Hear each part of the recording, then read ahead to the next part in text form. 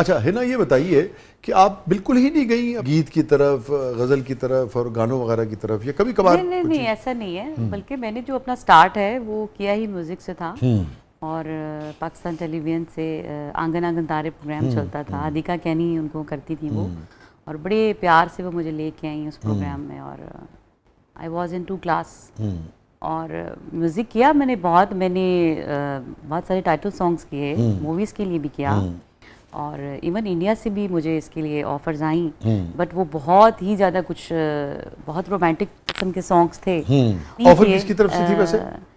مجھے آئی تھی اسماعیل دربار صاحب کی طرف سے۔ اچھا، پھر گانا مجھے کہا گیا تھا، بٹ وہ مجھے لگا کہ اگر میرا تھوڑے مزاج سے تھوڑا سا بھی مل جاتا تو ڈیفینیٹلی میں ضرور کرتی اس کو۔ زیادہ رومانٹک تھا؟ جی، زیادہ رومانس سے خوف آتا آپ کو؟ نہیں، اصل میں میں نے ڈیسائیڈ یہ کیا تھا اور کیا ہے کہ میسج جو ہے میں نے لوگوں کو کنوے کرنا ہے، ٹھیک ہے، چینج لانا ہے، بزرگان دین نے جو بھی کلام یا کہا ہے اس کو ڈیفینیٹلی لوگوں تک پہنچانا ہے، تو اس کے لیے پھر بہت ساری چیزیں آپ کو زندگی میں پھر ایک طرف لے کے جانی پڑتی ہیں۔ ٹھیک ہے، لیکن میں نے کی ہے، بہت ساری چیزیں کی ہیں یہاں پہ پاکستان میں بھی کی ہیں، اور ابھی بھی انشاءاللہ بھی ٹھیک ہے۔ تو رومانٹک گانے تو بہت، یعنی کہ بہت زیادہ رومانٹک گانے کو آپ نے انکار کر دیا۔ بالکل، وہ کیا تھا۔ مگر ویسے آپ رومانٹک ہیں کہ نہیں ہیں عام زندگی میں؟ بالکل ہوں۔ تو کدی اس طرح ہویا کہ تسی چائے دا کپ لے کے اوپر چھت تے چلے گئے، بارش ہو رہی ہے ہلکی ہلکی، ہوا چل رہی ہے، بہت اچھا لگتا ہے، بارش ہوتی ہے اور اکثر میں لان میں بیٹھ کے ہوا ٹھنڈی اور اچھا میوزک سننا اور کوئی بھی اچھی غزل سننا اچھا لگتا ہے، کیوں نہیں۔ اس قسم کے انوائرمنٹ میں آخری مرتبہ کیا آپ نے گنگنایا؟ ایک غزل ہے وہ بہت پسند ہے مجھے، میری ایک دوست بھی گایا کرتی تھی اور اسی سے میں نے پہلے وہ سنی تھی، کہاں ہو تم چلے آؤ۔ تھلے میں پیزی والا آ گیا، یہ بھی ٹھیک ہے، ایسے ہی ہے۔ انہوں نے کہا میڈم 27 روپے دے دو۔ چلیے یہی سنا دیجیے، آپ سمجھیے اب یہاں بارش وارش تو نہیں ہے مگر آپ تو ہیں نا۔ کہاں ہو تم چلے آؤ، محبت کا تقاضا ہے، غم دنیا سے گھبرا کر تمہیں دل نے پکارا ہے، نہ ہے فریاد ہونٹوں پر، نہ آنکھوں میں کوئی آنسو، زمانے سے ملا جو غم اسے گیتوں میں ڈھالا ہے، غم دنیا سے گھبرا کر واہ واہ واہ، تمہیں دل نے پکارا ہے۔ Beautiful beautiful beautiful. میرے خیال میں اب بتا ہی دیا گیا فاطمہ کو بھی، لوگوں کو بھی، بہت سارے لوگوں کو، جو شاید ہم نے پہلے بھی کبھی ذکر کیا تھا۔ تو ہوا یہ کہ میں تو اپنے شعبے میں تھوڑی سی میری پوزیشن ہو گئی تھی، یہ عمر میں بھی چھوٹی ہیں ہم سے، تو میں انوائٹڈ تھا مال ٹاؤن کے کالج میں، ڈی پی ایس میں غالباً نا، ماڈل ٹاؤن کالج، ہاں مال ٹاؤن کالج میں، تو میں چیف گیسٹ تھا، اس میں ایک بچی آئیں اور انہوں نے آ کے نعت پڑھی ایک نا، تو مجھے چونکہ تھوڑا سا اندازہ ہے گلے کا اور اس گائیکی کا اور لہن کا سارا، تو میں حیران ہی رہ گیا سن کے نا، ایسی اعلیٰ انہوں نے نعت پڑھی، تو میں نے ان کو بہت داد دی، اور غالباً میں نے ان سے یہ کہا، نہیں آپ نے داد دی تھی، ہے نا، بہت داد، نہیں داد تو میں نے بہت دی، مگر غالباً یہ کہا کہ آپ کو اس کو پرسو کرنا چاہیے اور آپ کو پروفیشنلی آگے آنا چاہیے، اور وہ خاتون تھیں ہنا نصر اللہ صاحبہ، بچی ہنا نصر اللہ تھی۔ یہ جو کہتے ہیں نا، اللہ تعالیٰ نے اس کو بہت ہی گفٹڈ جو لوگ ہوتے ہیں ان کا ہنر بچپن سے ہی، شروع سے ہی آپ کو پتہ لگ جاتا ہے، اور میں کیا، میری جگہ جن لوگوں نے بھی ان کو شروع میں سنا تو وہ لازم بات ہے ان کو سن کے بہت ہی خوش ہوتے تھے اور حیران ہوتے تھے۔ اس وقت بہت ہی چھوٹی تھی، شاید فرسٹ ایئر میں ہوں گی غالباً، ہنا ایسٹ ہے جی پاکستان کا۔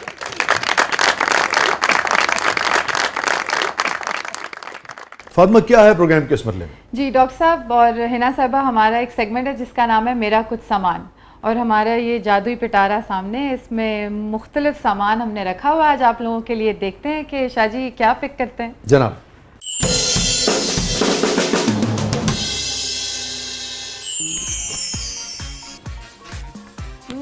वाह जी वाह. इससे वाकई मेरी एक याद भी है और हमेशा मुझे अपने अब्बू जान की बात भी याद रहेगी. मैं छोटी सी थी, मेरा ख्याल है 1 क्लास में होंगी शायद, तो कुछ हिसाब किताब की बात हो रही थी. हाँ. तो पैसे बचे, मतलब वो 2 रुपया 3 रुपया या 10 रुपए, उसमें से आई थिंक 25 पैसे बचे. ठीक है, जिसको हम 4 आने कहा करते थे. हाँ, तो मैंने ला के अब्बू जान को दे दिए. तो वो बड़े खुश हुए, कहते इससे मुझे लगता है कि तुम मुस्तकबिल में बेटा हिसाब किताब बंदे का ठीक होना चाहिए. देखो पैसे वाह. कम बचे हैं लेकिन फिर भी आपने मुझे आके वापस किए हैं. वाह वाह वाह. तो इससे मुझे लगता है कि इंशाल्लाह इन फ्यूचर बेटा आप का हिसाब भी अच्छा होगा और आप ज़िंदगी के बाकी मामलात में भी बेहतर तरीके से बहुत अच्छे, आपके वो हाफजे में रह गई जी, बात है ना. बिल्कुल. नाज़रीन, ये बड़ी अहम बात है. ये बज़ाहिर हम जब समझते हैं किसी भी रिश्ते में, किसी भी हवाले से कि यार खैर की कोई बात, अच्छी बात का असर नहीं होता लोगों पर, ऐसा नहीं है. खैर की बात बिल्कुल एक ऐसे बीज की तरह होती है जिसको आप बिखेर देते हैं.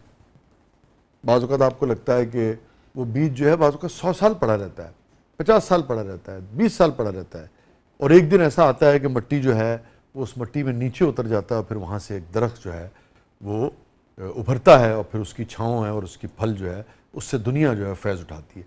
खैर की बात भी ऐसे ही है, चाहे बच्चों के साथ हो, चाहे आपकी अपनी ज़िंदगी में हो, कहने के हवाले से हो, सुनने के हवाले से हो, कहीं ना कहीं कभी ना कभी उसका असर ज़रूर होता है. वो हिना एक बच्ची थी, वाले साहब ने एक बात की, छोटी सी एक बात की, शायद रूटीन की एक बात, मगर वो हमेशा उनके पेश नज़र रहती है और हमेशा मेरे ख्याल में ज़िंदगी में उन्होंने उससे रहनुमाई ली होगी, जैसा कि ख़ुद भी बता रही हैं. तो उन सारे बुज़ुर्गों के लिए भी, वालिदैन के लिए भी और उन सारे बच्चों के लिए भी हिना की तरह के जो ज़िंदगी में हैं, जो कि खैर की बात से सीखते हैं, मैं समझता हूँ उन सब के लिए बहुत सारी. हिना जी, मैं भी अपने बेटे ने 500 रुपये दिता, मैं क्या चीज़ लाया, वो गया वापस आया, उन्हें आके 300 रुपया और मांग लिया. अच्छा. मैं पता कराया, मैं कहा एडी महंगी तो है ही नहीं, 450 दी है, तू 300 रुपये और मांग लिया. मैं उन्हें समझाया बिठा के, मैं कहा बेटा बेईमानी नहीं करी दी. उन्हें कहा पापा तुहाडे कोलों सीखी है.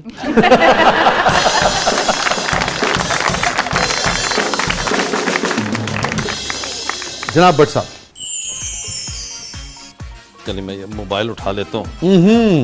वाह वाह. जब मैं मेडिकल स्टूडेंट था जिस ज़माने में, तो I was studying in one of the most beautiful country in the world, Saint Petersburg में मैंने अपनी मेडिसिन की. अच्छा. तो मुझे याद है कि रशिया. हाँ, रशिया. वाह. मुझे याद है कि मेरे वालिद ने मुझे मोबाइल फ़ोन भेजा वहाँ से, और उस ज़माने में नोकिया, इसलिए मैंने पिक किया, ये फ़ोन नहीं था, just to let you know, वो इतना बड़े साइज़ का फ़ोन होता था. तो I used to put it on my side, और उस जमाने में रोडों पे लोग लगा के पूछ रहे थे क्या लगा के घूम रहे हो, व्हाट इज दिस, मतलब इतना अमेजिंग था. वो लगता है पिस्तौल लगा. हाँ, ऐसा लगता था पिस्तौल या हथौड़ा लेके घूम रहा हूँ मैं. लोग डरते भी थे उसको रखना, उसको उठाने में आधा 2 किलो का लड़ाई जाने करके करना, लोगों ने कहना परे हो. आप तो इसके अंदर आप एवोल्यूशन देखें तो मतलब इंसान अपनी जिंदगी के अंदर अगर एवोल्यूशन देखें तो आज आप देखें कि किस लेवल पे हम पहुंच चुके हैं. कि एक फोन जिसका 5 किलो वजन होता था, आज हम अपने चश्मों के अंदर मोबाइल फोन लगा के और कैमरा लगा के टेक्नोलॉजी के जरिए लोगों को देख सकते हैं. डॉक्टर साहब, रशियन भी सच्ची मुची एडे खूबसूरत होंगे ने कि गल्लां बड़ियां ने. नहीं, वाकई खूबसूरत होंगे ने, मगर सादे पाकिस्तानी ज्यादा खूबसूरत होंगे. ਇਹ ਜੇ ਪਾਕਿਸਤਾਨ ਨਾਲ ਪਿਆਰ ਤੇ ਮੈਨੂੰ ਕਿਸੇ ਤਰੀਕੇ ਨਾਲ ਰਸ਼ੀਅਨ ਪਹੁੰਚਾ ਸਕਦੇ ਹੋ? आजकल तो ना ही जाना तो बेहतर है. पढ़े लिखे बंदियां दी ये बड़ी टेंशन है. क्या मतलब आप 22 साल उत्थे गुजारा है ने, ਅਸੀਂ कह रहे सानू हुण कह रहे ने नहीं नहीं उत्थे कोई फायदा नहीं. नहीं, मैंने सिर्फ जवानी गुजारी है.